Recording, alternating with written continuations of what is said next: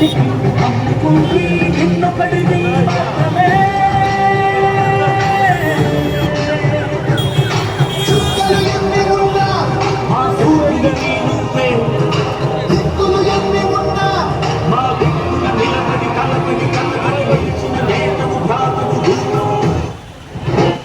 బిడ్డ ఒక్కడే ఒకవైపు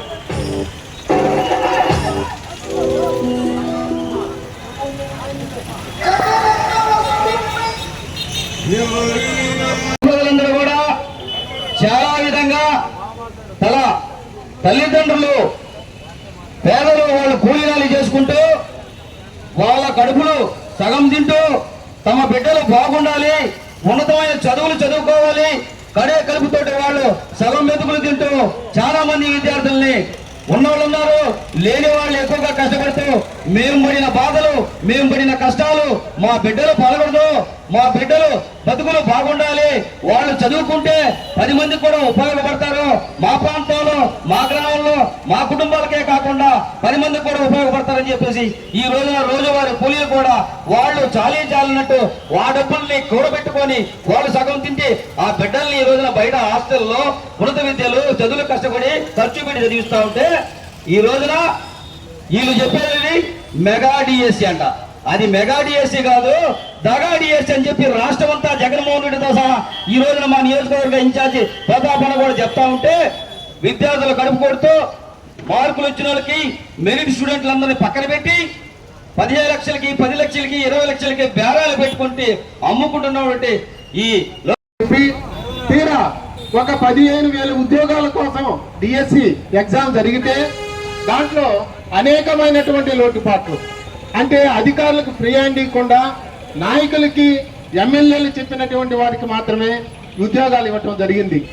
ఇటువంటి కార్యక్రమాల్ని మనమంతా నిరసిస్తూ జగన్మోహన్ రెడ్డి గారి ఆదేశానుసారం, అదేవిధంగా ప్రతాపన్న గారి ఆదేశానుసారం ఈరోజు 3వ రోజు దీక్షను ప్రారంభించడం జరిగింది.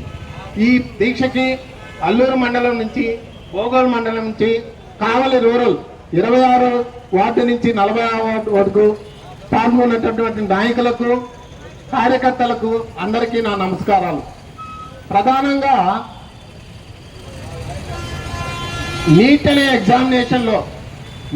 ఎగ్జామినేషన్లో సెంట్రల్ గవర్నమెంట్ కండక్ట్ చేసేటటువంటి నీట్ అనే ఎగ్జామినేషన్లో కొన్ని పేపర్లు లీక్ అయినటువంటి సందర్భంలో దాని మీద విద్యార్థులు అందరూ భారీ ఎత్తున నిరసన తెలియజేశారు. ఆ నిరసనకి ఇచ్చావని ఆయన లోకేష్ బాబు మన పార్టీ టీడీ బోర్డు చెప్పుకుండు.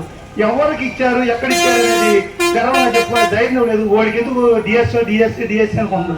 అదేవిధంగా ఇప్పుడు మొన్న రాత్రి కనుక్కుంటే కళ్ళు వచ్చింది నాకు. ఏమనంటే నేను లండన్లో సింగపూర్లో ఉండా, ఆ విధంగా ఆయన పథకాలు జనాలు చూస్తే అంటే మేము ఆ పథకం ఇచ్చాము ఈ పథకం ఇచ్చాము అంటారు.